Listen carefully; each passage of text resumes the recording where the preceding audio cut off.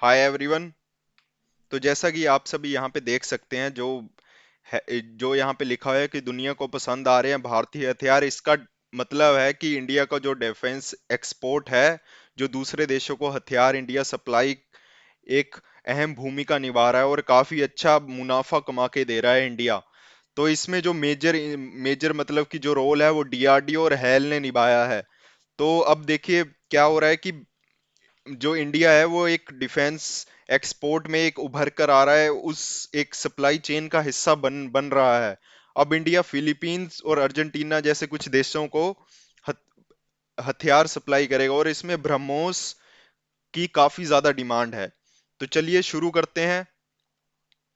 तो ये देखिए कि इस बार ये आर्टिकल्स मैंने कुछ पढ़े थे, तो उसमें बताया है कि इंडिया का जो डिफेंस एक्सपोर्ट है वो ऑल टाइम हाई है। सबसे ज्यादा जो हमारा वो है डिफेंस एक्सपोर्ट, वो इस बार सबसे ज्यादा हो गया। इंडिया एक इंपोर्टर से एक एक्सपोर्टर बन रहा है डिफेंस में।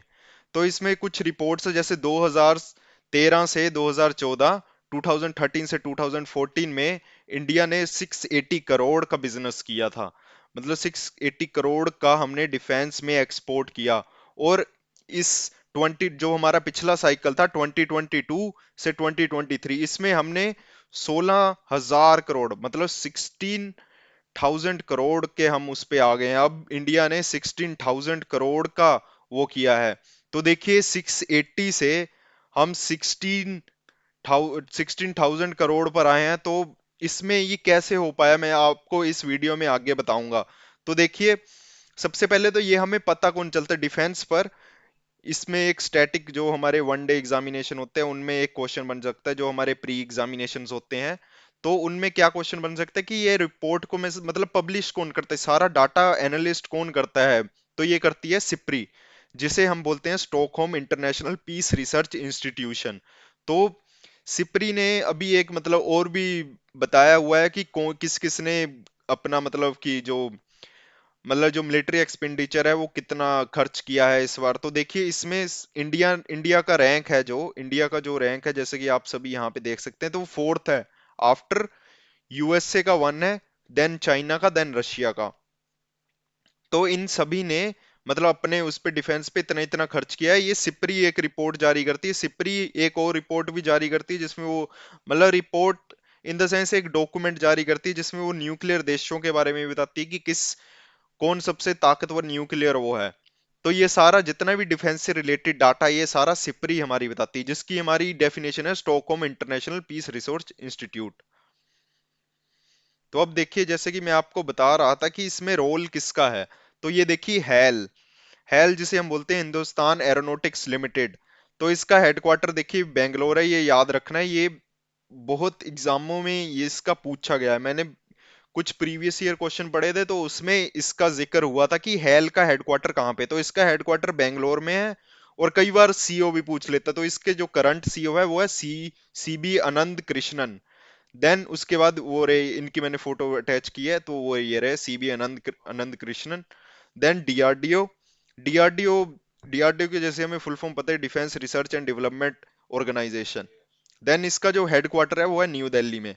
तो इसका जो एस्टेब्लिशमेंट है वो 1958 से की हुई है। और इसका मोटो मोस्ट इंपॉर्टेंट है, ये हमारा प्री एग्जाम में पूछ सकता है। तो इसका मोटो है strengths origin is in science, मतलब संस्कृत में इसका मतलब है बालस मूलम विज्ञानम। और इसके जो हमारे करंट सीएम है वो ये रहे doctor Sameer we Kamant. Then उसके बाद अब मैं आपको ये बताता हूँ कि इंडिया ने जो मतलब ये इंडिया का बिजनेस एकदम से इंक्रीज किया है, एकदम से इतना इंक्रीज किया है, तो वो कैसे किया है।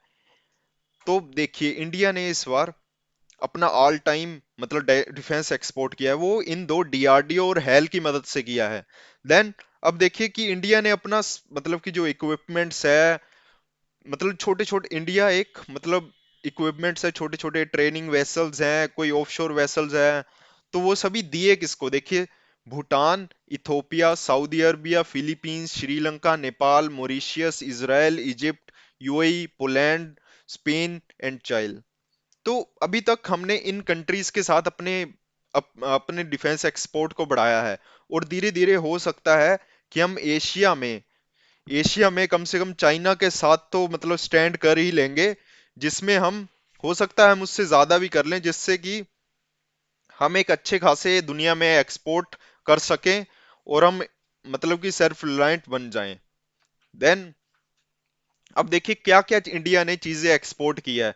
तो इसमें ऑफशोर पेट्रोल वेसल्स है, जैसे कि आप सभी को ये देख सकते हैं, ये ऑफशोर एक पेट्रोल वेसल है। एडवांस्ड लाइट हेलीकॉप्टर है। Then surveillance, coastal surveillance systems है, कवच है, ये सारा मतलब कि इंडिया ने दूसरे देशों को इंपोर्ट किया है।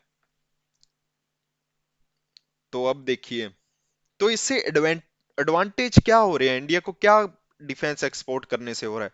सबसे पहले तो मोस्ट इंपोर्टेंट है कि हम सेल्फ रिलायंस हो रहे हैं डिफेंस में, और हम फोकसिंग कर रहे हैं अपने इंडिजाइनेशन में, जिसमें मतलब कि खुद ही अपने देश में ही हथियार बनाओ, उन्हें असेंबल करो। तो इससे क्या फायदा हो रहा है, जैसे कि मैंने आपको पिछली वीडियो में बताया था कि स्वाति रडार अगर होता हमारे पास, स्वाति रडार अगर हमारे पास होता, तो हमारी कारगिल का जो युद्ध था 1999 में, तो उसमें कैजुअलिटी नहीं होती, 60% ऑफ द कैजुअलिटी नहीं होती, हम ट्रैक कर लेते। और उस टाइम पे हम दूसरे देशों से इंपोर्ट कराने के उस पर थे, उस टाइम पे हमने दूसरे देशों से इंपोर्ट कराने को बोला, हर हर देश को बोला कि हमें ये चाहिए, बट किसी देश ने हमारी मदद की ना, यूएसए सामने आया और फ्रांस ने भी मना कर दिया, तो ये किसी देश ने हमें नहीं दिया। तो एक ये, इस वजह से हमारी बहुत 60% से ज्यादा कैजुअलिटी देखने को मिली कारगिल में। तो इस, मैं ये क्यों बोल रहा हूँ, अगर सोचिए कि अगर हम खुद ही ना कि दूसरे देशों से मंगवाते, अपने देश में ही कोई, देखिए आज भी हमने ये बनाया है, तो हमें किसी और देश से मांगने की जरूरत नहीं है, ना यूएस से ना फ्रांस से। आज हम खुद अपने देश में बना रहे हैं, केपेबल हैं। तो इससे ये क्या हो रहा है कि हम एक अपने देश में खुद बना रहे हैं, हमें जब जरूरत होगी हम यूज करेंगे, हमें किसी के सामने हाथ फैलाने की जरूरत नहीं है। तो इससे एक ये बहुत बड़ा फायदा हो रहा है। हम देखिए इंपोर्ट करवाते थे, तो इंपोर्ट करा के हमें बहुत ही मतलब महंगे उस पे मिलते थे,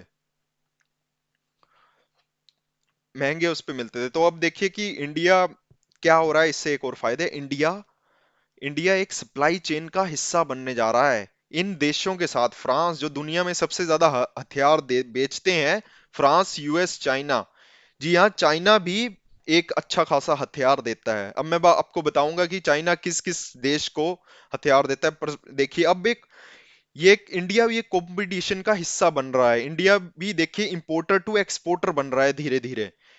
इंडिया पहले बहुत देशों से हथियार मंगवाता था, बट आज एक इंडिया इन इन कंट्रीज के साथ मिलकर कंपटीशन दे रहा है, फ्रांस, यूएसए, चाइना। अब देखिए मैं चाइना क्यों बोल रहा हूँ, चाइना देखिए, चाइना काफी अफ्रीकन कंट्रीज में अपने हथियार हथियार बेचता है कि हमारा सस्ता हथियार है, हमारा सस्ता हथियार है। देन मोस्ट कंट्रीज इससे एक्सपोर्ट करती है, जैसे अंगोलिया हो गया, नाइजीरिया हो गया, सूडान हो गया, तो ये अफ्रीकन कंट्रीज को देता है। और भी मतलब ये टेक्नोलॉजी वगैरह भी देता है, तो पाकिस्तान को तो देखिए देता ही है। तो इसका अच्छा खासा इंपोर्ट तो है, एक्सपोर्ट तो है, सॉरी एक्सपोर्ट तो है दूसरे देशों में। तो ये अच्छा खासा एक मतलब कि वो है, कॉम्पिटिटर है। और अब इसमें इंडिया भी एंट्री मार चुका है, और इसमें मेजर भूमिका डीआरडीओ और हैल ने की है। अब देखिए जो ये नाइजीरिया है, नाइजीरिया को मतलब कि नाइजीरिया ने, जैसे कि पाकिस्तान इसके फाइटर्स प्लेन यूज करता है, फाइटर यूज करता है चाइना के, तो उसने देखा कि इनमें काफी ज्यादा टेक्निकल मतलब काफी जल्दी टेक्निकल मतलब इश्यूज है, बहुत ज्यादा टेक्निकल इश्यूज है। तो नाइजीरिया ने मतलब कि चाइना को बोला है कि अब हम और आपसे हथियार, ये फाइटर्स नहीं लेंगे। तो एक काफी अच्छा मौका हो सकता है कि इंडिया इसमें एंट्री मारे और इनको अपना एलसीए तेजस बेचे। हालांकि बहुत से देश ये हेल ने बनाया है, बहुत से देश ये एक अटैकर वो है, बहुत से देश इसमें इंटरेस्टेड है, अर्जेंटीना भी उनमें से एक है। तो ब्रह्मोस तो देखिए हम दे ही रहे हैं, ब्रह्मोस देखो डीआरडीओ ने बनाया है रशिया के साथ मदद करके। तो ये हम मतलब ब्रह्मोस तो हम फिलीपींस को दे ही रहे हैं, जिसे वो चाइना के खिलाफ यूज करेगा, क्योंकि चाइना एक बहुत ज्यादा वो मतलब नाक में दम करके रखता है इन देशों के बीच में। 9 डैश लाइन आप सभी को पता होगा, नहीं तो मैं इस पर एक अलग वीडियो बना दूंगा। तो ये एक बहुत इन देशों के, जो भी हमारे ये देश हैं, फिलीपींस हो गया, वियतनाम हो गया, इन सभी देशों, साउथ कोरिया हो गया, इन सभी देशों को नाक में दम करके रखता है चाइना। तो फिलीपींस आज इंटरेस्टेड है ब्रह्मोस में। ब्रह्मोस एक देखिए सुपरसोनिक क्रूज मिसाइल है। ब्रह्मोस एक सुपरसोनिक क्रूज मिसाइल है। तो इंडिया फिलीपींस को ये बेचेगा। इसमें से कुछ हिस्सा देखिए रशिया को भी मिलेगा, बट मोस्टली जो हिस्सा है वो डीआरडीओ के ही पास जाएगा, मतलब इंडिया के ही पास जाएगा। देन हमें देखिए दूसरे देशों के ऊपर इसका रिपेयर मेंटेनेंस के निर्भर नहीं रहना पड़ेगा। मतलब हम इंडिपेंडेंट होंगे, अपने उस पर डिपेंडेंट नहीं होंगे किसी कंट्री पे कि हमारा रिपेयर कर दो। अब टेक्नोलॉजी देखिए, अभी ये मान लीजिए राफेल आया, राफेल फ्रांस से लिया हमने, राफेल आया तो अब उसकी टेक्नोलॉजी देखिए धीरे धीरे हो पुरानी होगी, क्योंकि अ, अभी 5 जनरेशन के विमान आ रहे हैं, 5 जनरेशन के फाइटर पायलट आ रहे हैं, तो नए, मतलब नए विमान आ रहे हैं। तो क्या हो रहा है, नए फाइटर्स आ रहे हैं मार्केट में। तो अब देखिए टेक्नोलॉजी में अगर अपग्रेडेशन इंडिया मांगता है, तो उसके लिए बहुत बड़ा प्रोसेस होगा, और हो सकता है कि मतलब कि काफी वैल्यू फ्रांस मांगे कि ये करिए हमारी, मतलब हम इस उस पर आपकी ये अपग्रेडेशन करेंगे, टेक्नोलॉजी में रिपेयर करेंगे, जब आप हमें इतना अमाउंट दो। तो उससे काफी काफी एक बर्डन पड़ता है गवर्नमेंट के ऊपर। तो ये एक सिक्योरिटी के लिए बहुत बड़ा चैलेंज हो जाता है। देन एक मिलिट्री कोऑपरेशन एस्टेब्लिश होगा। जैसे मान लीजिए इंडिया बनाएगा, किसी किसी मान लीजिए इंडिया ने इसराइल को ये मतलब कि अपने हथियार बेचे, देन वो इसराइल मतलब इंडिया को बोलेगा कि हमारा वो कर दीजिए, इसका टेक्नोलॉजी अपग्रेडेशन कर दी, रिपेयर कर दीजिए। देन उस देश के साथ हमारा एक मिलिट्री मतलब कोऑपरेशन बढ़ेगा, एक्सरसाइजेज होंगी, एक फ्रेंडली रिलेशन एस्टेब्लिश्ड होगा इसराइल जैसी कंट्रीज के साथ, जिनके साथ हमारे फ्रेंडली रिलेशंस हैं। कि कि हमारे साथ एक एक्सरसाइज करिए। तो धीरे धीरे मतलब जैसे व्यापार बढ़ेगा ना हमारा दूसरे देशों के साथ, तो उनके साथ एक फ्रेंडली रिलेशन भी स्टैब्लिश्ड होगा। इससे हमें काफी ज्यादा मिलिट्री एक्सरसाइजेज देखने को मिलेगी उन देशों में। तो अब देखिए, गवर्नमेंट ने इसमें एक अहम भूमिका निभाई है। ये गवर्नमेंट के सपोर्ट की वजह से ही आज हमारा व्यापार इतना ज्यादा हो पाया है, ऑल टाइम हाई गया है। तो इसमें देखिए innovation for defence excellence, IDX इसकी शॉर्ट फॉर्म है, इसने एक अहम भूमिका निभाई है। इसने ये स्टार्टअप्स को लेकर आता है और उनकी हेल्प करता है। जैसे कि स्टार्टअप्स का उनका आइडिया सुनेगा, देन उनकी हेल्प करेगा और उनको ये फंडिंग एंड ग्रांट्स प्रोवाइडेड करेगा, जो जो भी तुम्हारी इनोवेशन है डिफेंस में उसमें। जैसे कि आप सभी को पता है आजकल एआई और ये सब इन सभी का जमाना है। तो ये सारा एक अच्छा मतलब कि वो है, सरकार का इनिशिएटिव है, जिससे वो इनोवेशन, ये आईडीएक्स, जिससे वो मतलब नए नए स्टार्टअप्स के आइडिया सुनेगा। देन अगर वो उनके उनके लिए वैलिड होंगे, जो उनके लिए अच्छे खासे उन्हें लगे, देन वो उन्हें उन्हें ग्रांट्स एंड फंडिंग प्रोवाइड करेगा। और ये देखिए India defence exporting steering committee, इसका भी सेम ही काम है। इसका एक कोऑर्डिनेटिंग और promoting the export of defence product from India, इसका इसका भी सेम ही काम है। तो ये थे हमारे मतलब कुछ इंपॉर्टेंट पॉलिसीज, जिसका मतलब कि बहुत बड़ा हाथ है इस एक्सपोर्ट के ऊपर। तो अब देखिए मैं आपको एक दृष्टि 10 स्टार लाइनर के बारे में बता रहा हूं। तो ये क्या है, ये एक यूएवी है, अनमैन्ड एरियल व्हीकल। तो ये यूएवी है, और मैं आपको बताऊं ये एक प्राइवेट कंपनी ने डिजाइन की है, प्राइवेट कंपनी ने, और ये फुली इंडिजीनियसली मेड है, इंडिया में मेड हुई है और इंडिया में बनी है। और इसे किसने बनाया है, अडानी डिफेंस एंड एरोस्पेस ने। जी हाँ, इसे अडानी जी ने बनाया है। अडानी जी की एक पार्टनर कंपनी है, उसी ने बनाया है। तो ये है इंडिया डिफेंस एंड एरोस्पेस। तो ये हम इंडियन नेवी को देंगे, जिससे वो मतलब कि सी में मतलब कि वो कर पाएंगे, निगरानी रख पाएंगे कि कोई दुश्मन हमें मतलब अटैक तो नहीं कर पा रहा है। तो ये एक ड्रोन होगा, यूएवी मतलब ड्रोन है, जिसमें कि देखिए अनमैन्ड एरियल व्हीकल का मतलब है इसमें कोई इंसान नहीं होगा, इसे हम रिमोट कंट्रोल, जैसे एक रिमोट कंट्रोल हेलीकॉप्टर जैसे होता है ना, वैसे हम इसे रिमोट वगैरह से ऑपरेट करेंगे। हालांकि इसमें रिमोट एक गलत वो होगा, इसमें काफी एक मतलब टीम लगती है एक विमान को उड़ाने के लिए। ये कोई एक अकेला बंदा नहीं इसे उड़ा सकता। तो इसे एक काफी टीम चाहिए। और ये देखिए, ये मेल क्या है? मीडियम एल्टीट्यूड लॉन्ग एंडोरेंस, इसकी फुल फॉर्म है मीडियम एल्टीट्यूड लॉन्ग एंडोरेंस। तो ये दृष्टि 10 स्टार लाइनर एक काफी बड़ा एक मतलब कि इनोवेशन है। और ये 36 आवर तक लगातार फ्लाई कर सकता है विद 450 केजी पेलोड। 450 केजी गोला बारूद और अदर सामान के साथ ये फ्लाई कर सकता है। और इसमें कोई बैठा नहीं है, इसे एक टीम मतलब कि नीचे से कंट्रोल कर रही है और ये उड़ा रहे हैं। और ये इवेंट इतना खास क्यों है, ये दृष्टि 10 स्टाइल लाइनर इतना खास क्यों है? क्योंकि इसे हमारे नेवी के जो चीफ हैं, एडमिरल आर हरि कुमार, उन्होंने फ्लैग ऑफ किया था with the CEO of Adani defence aerospace. तो उन्होंने ये एक काफी इंपॉर्टेंट है नेवी के लिए। दृष्टि 10 स्टारलाइनर हो सकता है आपके आपके लिए ये वन डे एग्जामिनेशन में आपसे पूछे कि दृष्टि 10 स्टारलाइनर है क्या। तो ये एक यूएवी है। और ये भी पूछ सकता है कि किस देश ने बनाया है। तो ये इंडिया की कंपनी नहीं, अडानी डिफेंस एंड एरोस्पेस। सोचिए, अगर ये हथियार, अगर हम ये ड्रोन अगर हम दूसरे देशों को बेचे, श्रीलंका जैसे देशों को बेचे, या फिर जो कोस्टल रीजन में एक अहम भूमिका निभाते हैं उन देशों को बेचे, तो इंडिया के एक अच्छा खासा फायदा होगा। और यही फायदा होता है प्राइवेट कंपनी को प्राइवेट कंपनी के साथ कोलैबोरेशन करने का। तो अब हम जाएंगे कि चैलेंजेस क्या फेस करने पड़ रहे हैं। डिफेंस एक्सपोर्ट हमारा और भी ज्यादा हो सकता था, बट क्या हमें चैलेंजेस फेस करने पड़ रहे हैं? देखिए, एक सबसे बड़ा चैलेंज है कि प्रोजेक्ट डीलेज। जी हाँ, प्रोजेक्ट डीलेज एक बहुत ही बड़ा है। क्योंकि अभी हमने एक रिपोर्ट, एक आर्टिकल पढ़ा था मैंने, तो उसमें बताया था कि डीआरडीओ के मतलब मोस्ट ऑफ द जो प्रोजेक्ट्स हैं वो पेंडिंग हैं। अब मोस्ट ऑफ द जो उनके प्रोजेक्ट है वो पेंडिंग है डीआरडीओ के ही। और ये क्यों हो सकता है? ये देखिए, इनसुफिशिएंट फंडिंग की वजह से ही तो होगा।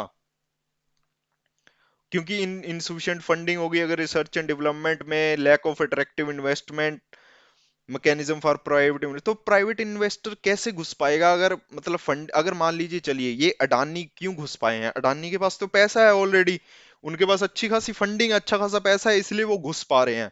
बट स्टार्टअप के लिए काफी मुश्किल एक बैरियर हो सकता है।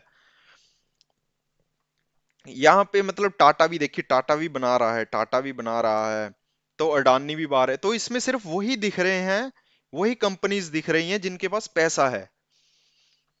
तो टाटा देखिए, टाटा भी कोई चीजें बना रहा है, तो देखिए इसमें सिर्फ वही कंपनीज घुस पा रही है जिनके पास पैसा है। जिन जो स्टार्टअप करेंगे वो कैसे घुस पाएंगे अगर फंडिंग नहीं होगी? अभी डीआरडीओ के पास ही प्रोजेक्ट डीलेज हैं, बहुत ज्यादा डीलेज है, वो इसलिए हैं क्योंकि उनके पास फंडिंग नहीं है अभी। तो एक देखिए, ये एक काफी बड़ा चैलेंज हो जाता है। एंड एक ये देखिए, gross expenditure on research and development, Russia जो है उसका 3% है, चाइना जो है उसका 2.6% है। ये वो पैसा है इनका जो ये रिसर्च एंड डेवलपमेंट पर खर्च करते हैं डिफेंस के। फ्रांस का 2.5 है। बट अब अगर इंडिया का देखेंगे तो 0.65 है। अगर हम इसको 1.5% भी कर देना, तो इंडिया का एक्सपोर्ट बहुत ज्यादा हाई होगा। क्योंकि इंडिया एक अच्छा खासा मतलब कि जो कंट्रीज अफोर्ड नहीं कर पाती है उनको एक अफोर्डेबल प्राइस पर इक्विपमेंट्स, वेपन्स बनाकर दे रही है। जैसा कि मैंने आपको बताया था, पिनाका परसों पिनाका, स्वाति रेडार, तो ये सब एक मतलब कि कम अफोर्डेबल प्राइस पर है, इसलिए ये कंट्रीज इतना इंटरेस्टेड है हथियार लेने में, वेपन्स लेने में, रडार लेने में। और एक सबसे बड़ी हर्डल, ब्यूरोक्रेटिक हर्डल्स। ये एक मतलब काफी, देखिए अगर मान लीजिए ये एक लाइसेंस लेना, वेपन्स बनाने के लिए लाइसेंस लेने के लिए आपको काफी ज्यादा चैलेंजेस फेस करने पड़ रहे हैं, ब्यूरोक्रेटिक। वो बोलेगा इससे साइन करवाओ, ये भी चाहिए, ये भी चाहिए। हालांकि ये जरूरी है, बट फिर भी इतने ज्यादा हर्डल नहीं होने चाहिए। क्योंकि देखिए, सिक्योरिटी का मामला है तो इसमें कॉम्प्रोमाइज नहीं कर सकते हैं, ये जरूरी है। बट फिर भी इतने ज्यादा नहीं होने चाहिए कि कोई मतलब स्टार्टअप उसमें घुस ही नहीं पा रहा है। तो इसलिए ये चैलेंजेस है। तो थैंक यू।